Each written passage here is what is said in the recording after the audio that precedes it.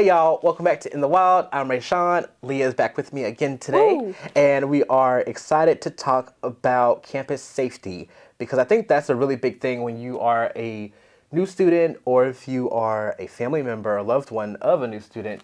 That's always a first question that you're Yeah. curious about of like, yeah, will my loved one or will I be safe being Yeah, on especially if campus? you're not from AU, like Yeah. moving, I guess, to a whole new city. Safety is always going to be a top priority for any student, parent, faculty, anyone moving to a new place. And so, really looking forward to our talk with AUPD and kind of learning more about safety on campus. Yeah, we have Police Captain Bryant Leverett. He is a police captain here, like I mentioned, that I want to say he's kind of popular. Like, he's always around. Like, people will probably see him at a lot of the events, whether it's him, I guess, helping to protect us, or if it's just him, Hanging out, yeah, coffee just with a hanging out. cop, Yeah. kind of allowing So, students to meet him and learn more. So yeah, we got him up first, and then we also have our good friend of the show, Dale Hartenberg, to come talk to us about some other new things that you can expect to see on campus this fall. Because for Dale, his position oversees a lot of important stuff, which is dining, parking, transportation, the Roar Store, which is our fan and merch shop. So there's always some new stuff going on campus, and I think it's important to talk about safety and all the changes that happen in the, I guess, process and what they do to help keep us safe. Yeah, especially as a new student, not only with AUPD, but with the dining and the transportation and the Roar Store. Like, those are pretty big topics, especially as a new student, that you kind of want to learn more about. What's the food going to be like? Yeah. How am I going to get to my class if I might not have a car? All those questions that students might have, we'll cover them.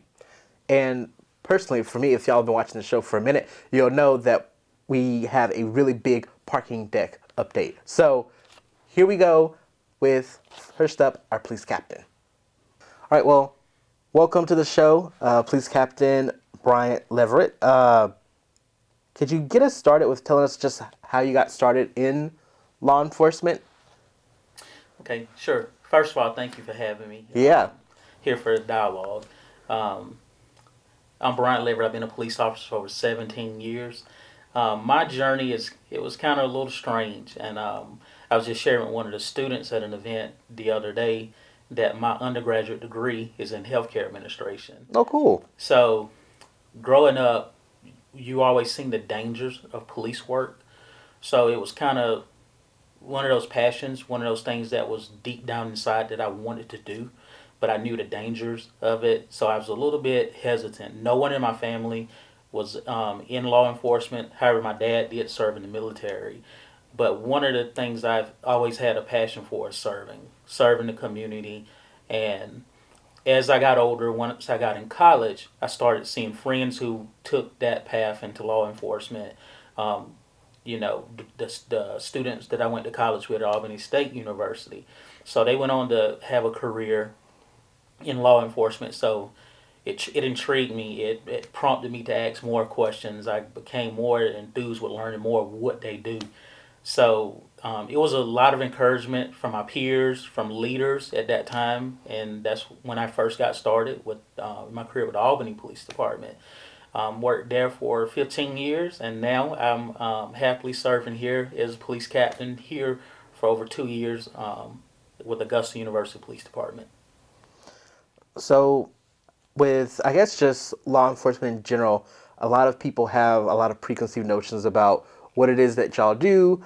So, could you talk a little bit about, I guess, just from the Augusta University perspective of what AUPD, or how did y'all serve our students and employees and help keep us safe? Okay, sure. That is a good question. We are for 24/7 police department, 365 days a year. So that means even when the campus is off on breaks during the holidays, we're still here providing police services for the campus of Augusta University. So it is uniquely different. Having prior experience in the municipality, the concept is the same. We're police officers. We've had questions, that come up frequently. We're not security guards. We are certified police officers in the state of Georgia that have the same powers that the sheriff's office, city police departments have. So but it is uniquely different. Your approach is a little different. We're inclusive with the campus. So one of the things that we stress with our department and our officers, and we like to hire good quality candidates that will follow through with those core values, our core values. And we just looking for folks that have a heart to serve, that will be very inclusive with everyone. It's not an us versus them. We do things that would benefit the campus, our faculty, and everyone, our students, um, and all of those who conduct business with Augusta University. So what, or could you walk us a little bit through some of the processes that y'all have if something, I guess, seems suspicious or strange on campus? Like, what does that look like when we want to involve you guys? So one of the things that we advocate, if you see something, say something. A lot of times, from speaking with someone in the past, they're a little apprehensive, like, well, maybe it's not this what I'm thinking, maybe I'm overthinking it. We like to encourage everyone, if it doesn't feel right, call the police. 706 not 911, because it's going to go straight to Richmond County to the sheriff's office, and you don't want to have that the delay in time. That's a lot of valuable time that's lost when you're going through different channels. So we encourage everyone to keep that on their speed dial. You can just plug in your phone and save it as AUPD. But if you see something that doesn't look right, that you're uncomfortable with, call. And that's for the police to respond and assess that particular situation. So that is off the person. If they see something suspicious, if they're thinking about it, if they're overanalyzing it, it's on the police to respond, to assess the situation, and make a determination as if a crime is or is not being committed. I have a question. Can you tell us a little bit about that Rave Guardian app that students can download? What does it offer, and how can they connect you with Yes. them? Yes, absolutely. It is a beneficial tool that the university provides to all of our students, our faculty, and our staff at no charge. Um, the other day at an event, I was sharing with a staff member some of the cool things that you can do with it. You can download it to your phone. It only takes literally like a minute or two to download the Rave Guardian app. But it's a very great tool. You can request safety escorts. You can report, going back to what you were stating, you can report suspicious activity. And the good thing about this is, if someone is worried about, will I be identified as a complainant, you can report things anonymous in there. You can go in and put in the text, hey, I would like to request an officer to go by lot 55 because I see a suspicious male or female walking in the parking lot looking in cars. And you can totally do that anonymous. You can request, the students can request safety escorts through there. So there's a number of things that the Rave Guardian app serves in a great purpose. And I do want to share an experience one of the captains shared in a previous orientation. It works very well. A parent, I think it was a parent, that had the Rave Guardian app downloaded, and they were in Texas, and the police department got an alert. And when the police department followed up with that parent, she let them know that they were in Texas and their child was playing with the phone and it was an accident. So that shows you the boundaries where it covers. All the way in Texas, we got an alert here in Augusta, Georgia. Wow. Is that app available for employees as well, or just for students? Yes, it is available for employees as well. Okay. I even have it downloaded myself. I do too. So how do y'all go about, I guess, coming up with strategies or tactics to ensure that whatever you're doing is effective in keeping our campus safe? Yes, some of the things that we do, I want to go ahead and back up to put out what type of department we are. Our department, under the direction of Chief Jim Lyon, we're a community-oriented, policing-driven department.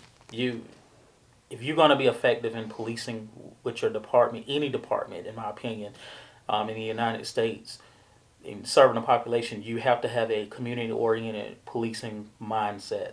So what that means is when we have interactions with our community, it shouldn't be just for things bad. When things Mm. such as a crime has been committed, you want to have those interactions. You want to have that dialogue when things are going good. So, for example, you notice one of the things we do across different areas of the campus is coffee with a cop. So that is an opportunity for you, out of one of many um, events that we participate in. That is an opportunity for the campus community, anyone who does business with Augusta University, to have a conversation with a cup of coffee with police officers. So some of the things um, in that dialogue, we get feedback from things that different people see. We patrol, our officers patrol the campus on all shifts, but we welcome that feedback as well because there may be things that are taking place on campus that our students, our faculty, or the staff members may see that we may not be aware of. And we want to know some things, what is effective, what is not effective, things that we can do differently. So that is one aspect of the job is to um, evaluate our services, what we do. I think is really effective from a community-oriented policing standpoint. Yeah. What has the, I guess, response been like from those coffee with a cop events and just, I guess, just being out and other events as well? Because I see y'all, when you can, be at other things that the university has going on too. Yes, some of the feedback that has come back to us is that everyone that we've encountered, they're satisfied with the police services we provide. But some of the things, if I can just share with you all, is that they just want to see us more at different things. When they have events, things that are not police related, we're getting welcome into the fold. They just want to see the police, and we're part of the AU family. And those are the things that we like to stress to our campus community. Hey, we're cops. You see us in uniforms. You see us with guns, but we're part of the family, and we want to be inclusive with you all as well. So, in other words, um, there's an event several staff members attended last week, a town hall with the students. A lot of the questions that they had was not law enforcement per se related questions, but those were some things from life experiences and things we were able to share with the students. For example, myself, I'm a former college student. Those life experiences that we can share with students to help make them successful, they're very appreciative of it, and they want to see more of that. And now I'm curious, I guess, it's because you do have the college experience and being able to still work and support for a college. What is that like for you to have, I guess, a positive relationship with the students and employees that you're helping serve and protect? Well, for me, being a former college student, it helps me to relate to students more because you're thinking when you're out on campus, whatever encounter you have with the students, whether it's good, whether it's some things that are not so good, you remember, hey, me and my friends were once college students at some point before. I mean, years have passed by. I'm getting older, but for me, I think the biggest takeaway from it, the biggest advantage that it does for me, is to be aware. It makes you aware of the population that you're serving. You can relate to where they're coming from, and it also helps you point out, helps you um, relate to their culture. Um, so things that they do, things are different. I'm a little older, they're younger, but some of the things that the characteristics and behaviors college students possess, I know that as a former college student. So the biggest thing for me, the biggest takeaway and advantage here is being able to relate to students. So speaking of being able to relate to students, what uh, are some of the big differences from when, I guess, you first started policing to now has changed that you've noticed in, like, I guess, students? Um, Social media. Everybody, there's not one day I can ride across campus that you see students that are doing this. They're in the phone. They're looking at their phones. They got AirPods in, which is a good thing. When I first started policing, social media wasn't as popular. One of the things, if you ask me, I think it provides good transparency. But in that, with the social media, and I do this with my own children, my own daughters, it is a great tool to have. But in that same manner, I share with students, don't let it deter you or get you off track from being safe. We want you to be prepared. We want you to be aware of your surroundings. Don't be so locked into your phones. If you're going to have AirPods or a listening device, don't have both of them in your ears. At least have one of your ears free where you can hear and be aware of your surroundings. But yeah, the biggest thing when you ask that question, the difference from when I started as a rookie police officer 17 years ago, social media has become, it is more popular more than ever now. So I know you guys do escorts and you're always patrolling. What are some things that you guys might potentially be changing or adding for the APD to enhance safety on campus with students? Well, one of the things I'll share with you in the future, as you see on our social media posts just the other day, Charlie is our K9 therapy dog. Oh, So nice. so I think that is outstanding. So that benefits our department and it benefits the campus. Not only just for the department, the event that was just took place 2 days ago, Take Back the Night. There was a lot of positive feedback with Charlie being there as a K9 comfort comfort dog. So I think along with that, just more education with the community. Once staffing gets up in the department, we have motorcycles. We want to put police officers on motorcycles so they can do traffic enforcement. And that's not just to write tickets. That's not just to write tickets. The biggest thing is we are a college campus. We're in a higher learning environment. We want to be able to use the motorcycles when we're talking about traffic enforcement is to provide education. We want to drive safety to all of our students, our faculty, and our staff members here at Augusta University. Of course.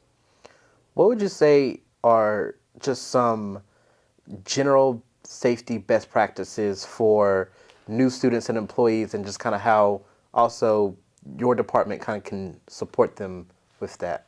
Okay. The first thing I would suggest is when you're out walking, especially at night, um, crime of opportunity, the stakes are a lot higher at night because when you have people who want to commit crimes, you know, it's dark. It is hard for them to be identified. So when we have students that are out walking at night, we encourage a buddy system. Have someone walking with you. Um, if you can't find anyone to walk with you, going back to what we talked about, the Rave Guardian app, those are some tools. If you don't feel safe, you can call the Augusta University Police Department and you can ask and request for that safety escort. The other thing is um, we advocate for our students, our faculty members to submit feedback to us, email us, the Rave Guardian app, things that you see.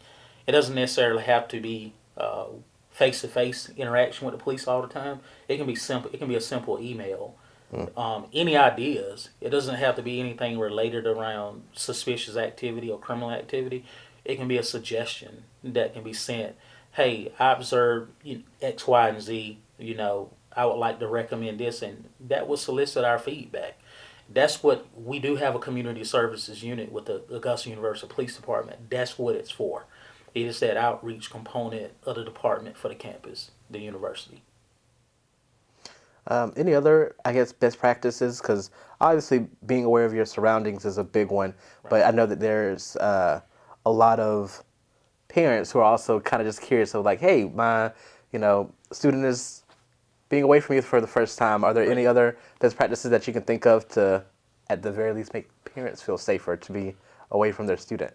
Well, I'm gonna be going through that transition too this fall. Oh, okay. My oldest daughter will be going to college, so trust and believe I do understand and empathize with what they're feeling. Just in addition to them just being aware of their surroundings and using a buddy system, is just one of the things I would recommend is be aware of your population, where you're aware. For example, Augusta, Georgia is it's a large urban area. We're set in the middle of a urban area, city around citizens from all walks of life. Just like any other city in the state of Georgia across the United States, you're going to have criminal elements. So the biggest thing is to be aware of current events, knowing what you're around, um, knowing your environment. You know, one of the things I like to advocate: hey, these are your fellow students here. This is your city. This is your environment. So communicate, fellowship, hang around individuals who you go to school with. Mm. Not to say alienate yourself from networking, with people throughout the city, but just to be situationally aware of that. And also, just to be aware of current events. Watch the news, know what's going on around you. And the other thing is downloading the tools that the university provides, such as the Rave Guardian app. And that is a good question. To follow up with that, when incidents occur on campus, when incidents occur along the boundaries of our campus, we have a good relationship with the Richmond County Sheriff's Office. But once we get that information, if crime is taking place near the boundaries of Augusta University, we send out alerts. We send out alerts that will go to your emails, that will go to your cell phones, so you can be aware of those things. So that's why we want to stress Rave Guardian app, the Rave Guardian app. Make sure that you're downloading those tools that the university provide for free, so you can be situationally aware. Yeah, and I'm glad you brought up just, I guess, your relationship with uh, Richmond County. Like, how does that typically work for those who are unfamiliar? So you guys are for what's happening on campus, and them just, I guess, beyond campus. Like, what does that relationship look like? So in our communications center, also known as our dispatch center, we have a police dispatch center. In there, we're able to communicate with the sheriff's office. We can scan radio traffic from the police department. Our police officers can listen to traffic that is taking place throughout Augusta, Georgia. So certain things that take place away from the campus, near the campus, we can hear that on the radio, and we can start relaying. Our dispatchers can relay that to our police officers to be situational aware, where, hey, it may just be a situation, just as an FYI, this is going on, or it may be a situation that prompts us to take action from the university side to become involved in an effort to keep our campus safe. Well, I'll say, as a alum of the institution and not being an Augusta native, I've always felt safe on campus thanks to your department. Awesome. I've always had a great experience working with y'all. Even just casually seeing a police officer in the JSAC or wherever and having small talk conversations. So I've always had a great experience, and I appreciate all the work that y'all do to keep us safe. Thank you, and that is great to hear. That's what we want to hear. We want our campus to feel very confident in our police department, and we want to eliminate that fear of crime. So that is fantastic to hear. Well, thank you, Captain Leverett, for chatting with us a little bit. And everyone watching, if you haven't already, download the Rave Guardian app. Check out AUPD online for, I guess, some more info and on their resources. And yeah, thanks again for being here. Yes, and you can check out our website at www.augusta.edu/police. It gives you a full breakdown of our website, what we do, resources, those links that has been mentioned. It'll show you, and you're able to navigate and downloading those apps. All right. Thank you so much for keeping AU safe. Right. Thank you all for having us.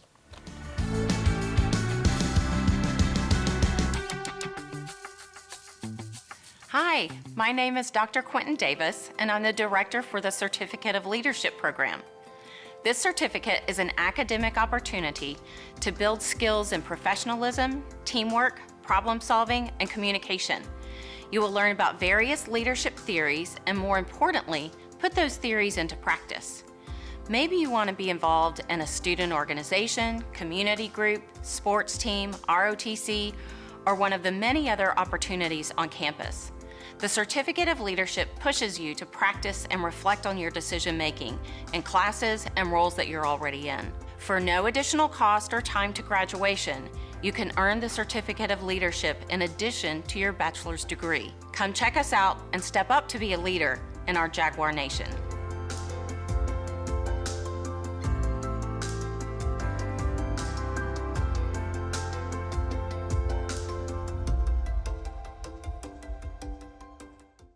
Well, welcome back to the show, Dale. Thanks for being here. So, from the last time you were here, got some little groundbreaking news that construction had begun on our new health sciences parking deck. Can you start off by just giving us any updates of where we are with that? Well, Ray, Sean, we have construction equipment on site. We have holes in the ground. We expect that this June, the 750 large pieces of concrete that will make up the parking deck structure will start being delivered and assembled on site. This process will go through the fall semester, so the deck won't be ready for students who start here in the fall, but we expect it to be open in spring 2025. It is 1,350 spaces. And when you think about how many spaces are actually at the health science campus, this will almost double the available parking down there. Oh, wow. So it is something we are looking forward to and we're excited to have underway. The reality of this means, though, that in the meantime, we are having to take some steps because students who live in the residence halls are being parked in lot 38. There are shuttles that run back and forth from 38 to campus, but it is a little bit of just a headache right now. We expect that this will be in place for the fall semester, and then, like I said, it'll be ready spring 2025. So it seems like this project has been talked about for quite some time. Mm-hmm. What is it like for you to be able to like show people like, yep, it's happening. It's not just a conversation anymore. Like, so maybe it's a thing where I've been bitten too many times by the parking deck project. I am just happy to see the progress and point people to that progress and say, yes, it's coming.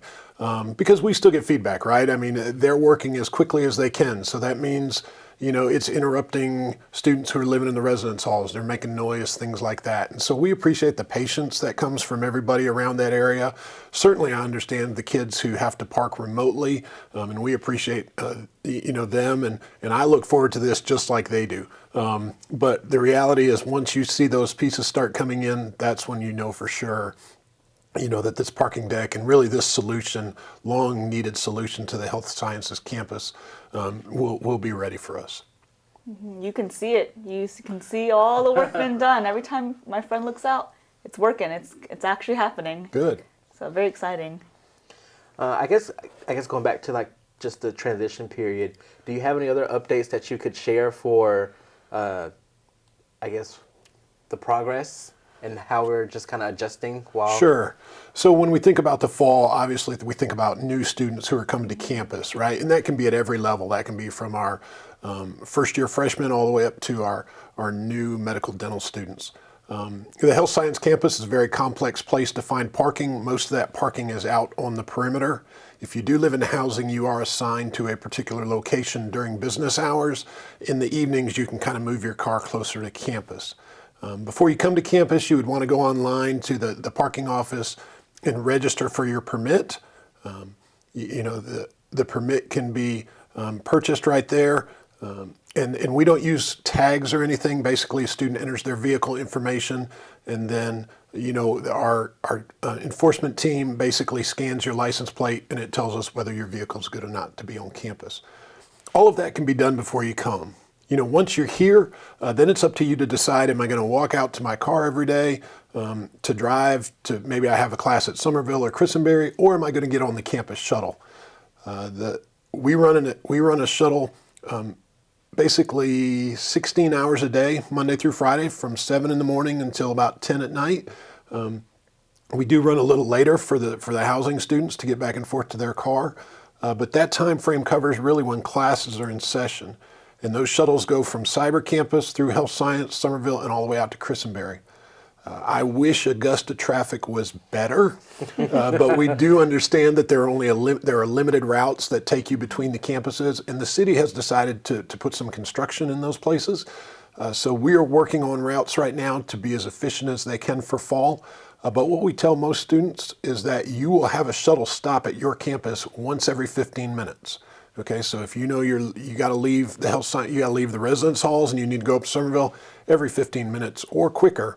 There's a shuttle leaving from the student center going up to Somerville. So all of the information about your shuttles, like if you're the type of student or the type of parent who wants to help your student plan for what, how to get back and forth, all of that information will be in what's called the Passio Go app. All right, you download that from either the Google Play Store or from The App Store. the App Store, thank you. And you can just load it on your phone, you select Augusta University, and all the routes will show up with all the stop locations. Yeah, real time too. It You is. want So the you real can, time. so if you're unsure, like, oh hey, I woke up late. Where's that shuttle? Can I make that? Can I make that 2-minute walk down to the shuttle stop and there's be a bus there? You can see real time where they are Yeah. on the app.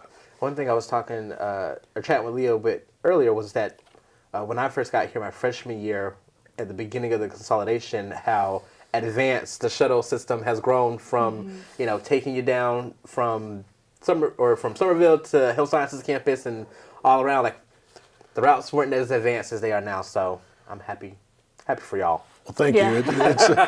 It is always a work in progress, and we strive to be as efficient as we can, understanding that really it's the class schedule that drives when we operate, right? We want to get students from their residence halls to where they need to go to class, or we just want to help students move back and forth, right? If you're a commuter, our best recommendation is that you always come to Somerville. There's always plenty of parking at Somerville, and then you use Somerville as your transit hub. You get on the shuttle there, you ride it down to Health Sciences, take your classes, and ride back. It's just as quick as it is trying to find a parking place and walk, from those remote parking lots into the Health Science campus. That is what I did. Even at my 8 a.m. class, I still made it. I'd park at Somerville, shuttle over to my class, and that was it. And it was better because at University Village, Somerville is closer than Health Science. Mm-hmm. So you only have to drive halfway. Yeah. For students who for students who live at UV, we will continue to run an express shuttle that leaves once every hour from UV and goes straight to the Health Science campus. We kind of cut out about 20 minutes of shuttle time by doing that direct route. It is limited though, like I said, it only leaves once an hour, but you can again check the app for when those departure times are. Mm-hmm. So I guess backtracking a little bit, for those situations with parking, like say if I have a different car for when like my car's in the shop, I have a rental, or I'm borrowing someone else's car for a temporary time, what would be the best way to let parking know that, hey, I still pay to park here, right? Because we don't have tags. Sure. So you can do it by self-service. You can go into your parking account and you can change the tag, change the information about the vehicle. If you're finding it's just, oh man, I forgot to do that, or hey, my car wouldn't start this morning, I had to take mom's car, you can simply call the parking office and let them know, hey, I'm bringing a different vehicle to campus, and they will make the temporary change for you that morning. I will say it's always better to notify us because, the enforcement teams go through the lots every day, multiple times a day. And so it'll just pick up that car that's not registered. And so then, so if you do get a citation, don't sweat it, just make sure you reach out to us, let us know what happened, and the parking team will be glad to assist you. And I guess shifting gears to dining, which I think is always like a hot topic, especially for new students. Are there any exciting changes or enhancements that we could expect for the fall? So we've been adjusting the dining program for a couple of years now with our campus partner. And what will be new for this fall is that we will have a sort of a market. It's not really a retail food establishment. We're calling it more of a market that'll be placed in the library. Oh, cool. And so this place will be open every hour that the library is open. You can go in there, you can get prepared food like the different sandwich items from Einstein's, our sushi, all of our different things that you can get from our different locations will be available there, but it's all grab and go there. And it's a situation where you'll walk in, you kind of pick up what you want, self-checkout, and go out. And it'll be open, I don't know, don't quote me on what the library hours are off the top of my head, but this now creates a place on campus where students can go get food both on the weekends and up till 12, 1 o'clock in the morning. And so it's something very different for us here at the campus, because a lot of, in our former semesters, dining always ended 7:30, 8 o'clock, right? So this now is an option, for students who may decide, hey, I need a little something more to eat later in the night. We are planning for it to be tied to your meal plan. Oh, nice. So you could use flex dollar, the flex dollars that come with your meal plan. You could go in and purchase, whatever you want out of the market. So with that, what are other places as a new student that they can find food? Sure. So let me kind of break down what a first-year student meal plan looks like, okay? Students have the option to choose between 10, 15, or 19 swipes a week. 19 is the maximum number of meals, because we only do 2 meals a day on the weekends. So they can swipe at the Atrium Dining Hall in the Student Center on the Health Science campus. They can swipe there, 3 times a day, breakfast, lunch, and dinner if they wanted to. Or they can take 2 of those meal swipes and they can go visit the locations in JSAC. So, wow, the Hiso Sushi, man, that's a mouthful to spit out, right? There's a Freshens, there's a Starbucks in there, the Pizza Hut. So they can use what we call an equivalency, right? And so you can go in and instead of swiping in the atrium, you can swipe there in the retail location and get a meal. In fact, you can do 2 equivalencies per day. Now, JSAC is only open Monday through Friday. Health Sciences is open 7 days a week. If they want to use their flex dollars, they can go over to the Einsteins in Ed Commons. They can go to the Subway that's on Harper Street. Those are our primary locations right now. And I would just say stay tuned. We're always looking at new ideas and new concepts to add to the experience. And we have some ideas right now, and we're talking through some things. But those will kind of have to be announced, kind of a surprise when you walk onto campus in the fall, what that looks like. Okay. Leave you hanging just a little bit. I gotcha. And what about, say, the Roar store? Is there any enhancements coming to the Roar store? Anything you would like our... I don't know that there's anything new at the Roar store, but I think the biggest thing to always discuss with new students is that, one, if you have available financial aid on your account, you can go online to order your textbooks, and you can use that financial aid to purchase those. Okay, so if you're looking at it and you're saying, hey, how do I make sure that I can get all my textbooks? You can use financial aid. Another piece that's important to know, and it's relatively new, is that as the faculty and professors use more and more digital resources, what we've found is that the best price for students often comes when those access codes and different things are placed directly inside of what D2L. Okay, now a new student might not know what D2L is. D2L is the portal that you log into where all your homework is, all your assignments are, and now it includes, in some cases, like for math and science courses, it includes your textbooks. And so there'll be a charge placed on your student account. So again, it'll be paid for with your aid, and your textbook will be right there. So on the first day of class, you open it up, log in. Now I've got immediate access to my homework and things like that. You don't have to worry about, I got to go find the store. Now I've got to order it, all of those things. If you do decide that you want to use the Roar store, though, one thing to note, we don't carry textbooks actually on the premises of the store. The store has a great variety of hoodies and T-shirts and all kinds of spirit wear, right? But we do not have books. All of our books are provided sort of in a internet market style form where you go in, you order it from the bookstore. It'll either be delivered here to campus in 2 days, or it'll be delivered to your home address. Okay, and just a note, if you have it delivered to campus, it is always free shipping. There's no cost to ship it to campus. Okay? Yeah, I think that is super convenient to, one, be able to have certain textbooks be available to you in D2L, because that's, like, you can't beat that sort of convenience. Right. But also the 2-day shipping is, better than some of the third-party options that you got. Any student who's looking for their textbooks, yes, it's I would just say you can find pricing all over the place. You can go to Amazon, you can go to the different places. But one thing to always be sure of is to make sure that you're actually getting the item that your faculty member requests. Mm-hmm. Because a lot of times you'll be searching for, hey, I need my math book. And you might get something that says math book on the website, but then when you get it, it might be a different edition. It might be, it might not have the access code.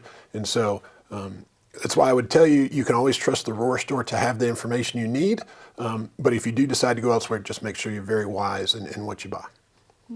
Just so that new students know, when they come on campus and they do want a nice AU hoodie, and they know I need to go to the Roar store, where would they go? Sure. So the Roar store is located on the Somerville campus.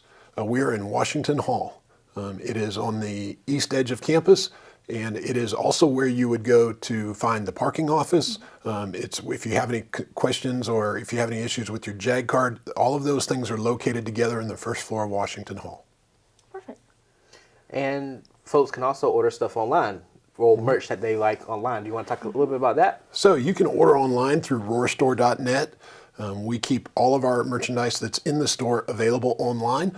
And again, the same thing happens. You can order it and you can come pick it up from the store, or, say mom wants to order something and she's living in Atlanta, she can order it and we can ship it to mom at home.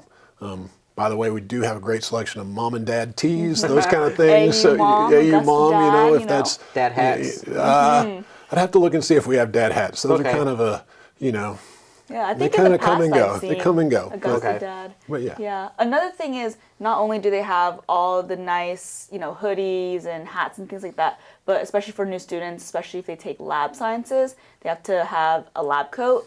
And isn't that where they can also get Sure. the required? You can go and you can get all your basically PPE, personal protective Yes. equipment for your lab courses, lab coats, goggles, gloves, as well as lab notebooks are all available there at the store.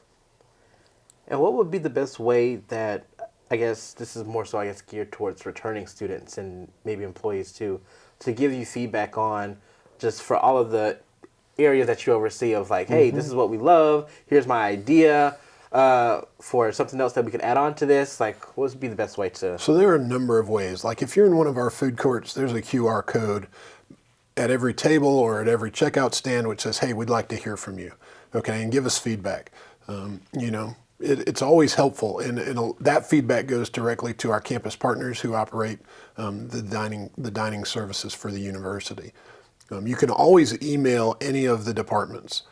We have very simple emails, that like student dining at augusta.edu, all of these things. If you go online at the Augusta University website, you can basically look up any of our departments and send us an email. That's the quickest way to get a response. With parking, obviously, if you have a question, you can call 706-721-PARK, P-A-R-K, or you can just stop by, like I said, Washington Hall. There is always someone there to assist you. We do not have much in the terms of, we don't really do like Wendy's or Burger King and do live social media feedback with you. But if you do see our social media accounts, you can always drop us a line through that as well.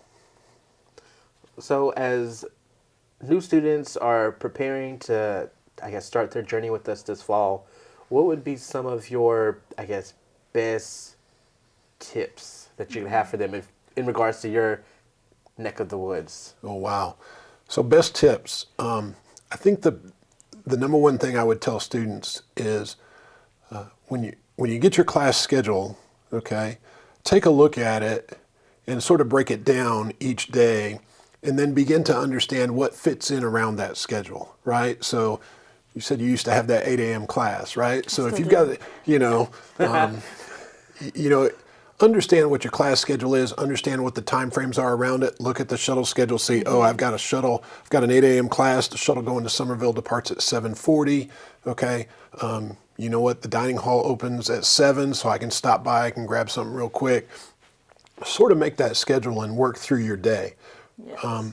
Also understand that there may be times where, you certainly have filler time, right? Class schedule, I can go to Campus Rec, I can play a little pickup basketball, or I can, get a Group X class in. So just understanding and having that routine. I think, a lot of times what you'll find in college life is that there's a lot of free time. right?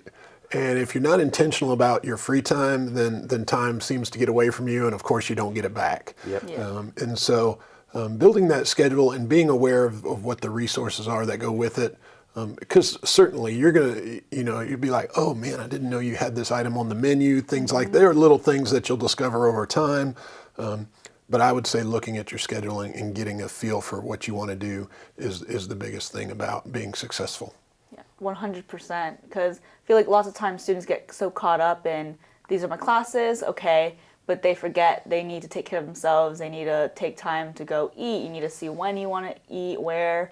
You need to take time into seeing like when the shuttles run if they are not driving them themselves.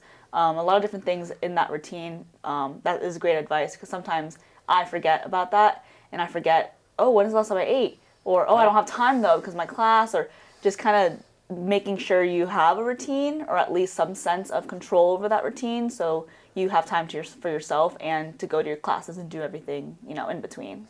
Just remember, coffee is not a meal. Yes, yes. So, give yourself that little time to have that break, right? One other tip that I would say just from a parking standpoint and a commuter standpoint is if you're, say you live in Columbia County or you live in an outlying and you don't live right around campus, make sure you understand more than one way how to get to campus. Okay, some of the roads that come into campus are, just basically 2-lane roads, and something happens in the morning, and all of a sudden you're backed up, and now all of a sudden you're trying to figure out if, can I be 5 minutes late to class today, and do I have a test today, and so just be aware of that. I know sometimes we get into the routine of, oh, hey, it always says turn here, go there. This is kind of my thing, but just make sure you have a backup plan. Okay, it's always good for those kids who are driving in each day just to be aware. Yeah, that's a pro tip for sure. Like knowing of all of the entryways to campus. Yeah. Yeah, and with that, I feel students need to realize that they need to give time for shuttles because sometimes things happen and they can't expect going to the shuttle and immediately a bus is going to appear in front of their eyes. Right. They need to give a little bit of time for the shuttles to arrive, for any traffic and things like that as well, because you can't go there, say, where's the bus? I'm going to be late now, when you didn't get there a little bit earlier, Yep. So give time for kind of everything you do with the eating as well, as what we discussed. So. Yeah, you definitely have to give yourself or count in time for the shuttle because as convenient as it is, you still have to walk. You still have to walk to get there, and there may be, like you said, like a little bit of a wait time to for it to pull up, for people to exit as well. Like, give yourself that time. Don't wait. Don't expect exactly like, oh, it only takes 10 minutes to get from here to here. I can get just 10 minutes early. Might be pushing it. Yeah, because there's always things that, like unforeseen things, like you don't know. So always try to give that time. So.